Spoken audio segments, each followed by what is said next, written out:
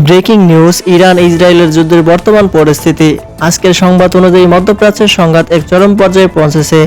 28 ফেব্রুয়ারি থেকে 1 মার্চের মধ্যবর্তী সময়ে মার্কিন যুক্তরাষ্ট্র ও ইসরায়েলের যৌথভাবে ইরান বড় ধরনের বিমান হামলা চালিয়েছে। খামেনির মৃত্যু।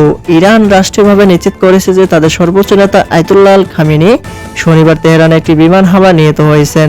তার সাথে আরও 40 জন উচ্চপদস্থ কর্মকর্তা এবং তার পরিবার কয়েকজন সদস্য নিহত হয়েছে বলে জানান এই খবর প্রসঙ্গে থেকে। ইরানের পাল্টা আঘাত। খামেনির মৃত্যু প্রতিশোধ নিতে ইরান থেকে ইসরায়েলের মধ্যপ্রাচ্যে অবস্থিত মার্কিন ঘাঁটিগুলোর উপর শত শত ব্যালিস্টিক মিসাইল ও ড্রোন ছোড়া হয়েছে।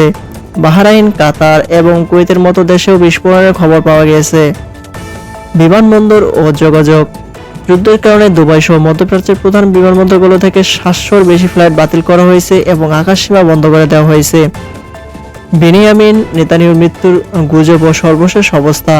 সোশ্যাল মিডিয়া এবং কিছু অনির্ভরযোগ্য উৎসে ইসরায়েলি প্রধানমন্ত্রী বেনিয়ামিন নেতানিয়াহুর মৃত্যু বা দেশ ছেড়ে পালানোর খবর ছড়িয়ে পড়লেও তার কোনো সত্যতা এখনো পাওয়া যায়নি।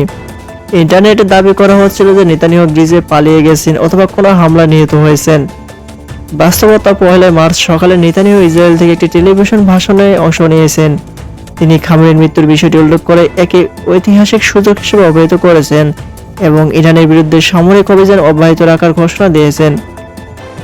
বর্তমান অবস্থা। তিনি বর্তমানে ইসরায়েলে অবস্থান করেছেন এবং আজ রাত তার নিরাপত্তা মন্ত্রিসভার সাথে জরুরি বৈঠক করার কথা রয়েছে।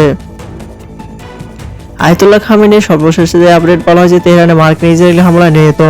বেনিয়ামিন নেতানিয়াহু হচ্ছে জীবিত এবং ইসরায়েলি সশরীরে যুদ্ধ নেতৃত্ব দিচ্ছেন। যুদ্ধের ক্ষয়ক্ষতি। ইরানের 200-র বেশি মানুষের মৃত্যু এবং ইসরায়েলের ভূখণ্ডে কয়েক দফা ক্ষেপণাস্ত্র আঘাত। বৈশ্বিক প্রভাব। তেলের বাজারে অস্থিরতা এবং মধ্যপ্রাচ্যে আকাশপথ সম্পূর্ণ বন্ধ। এর হচ্ছে আজকের ইরান ও ইসরায়েলের চলমান যুদ্ধের সর্বশেষ খবর। পরবর্তীতে যখনই এর সম্পর্কে নতুন কোনো আপডেট আসা মাত্র আমাদের চ্যানেলটি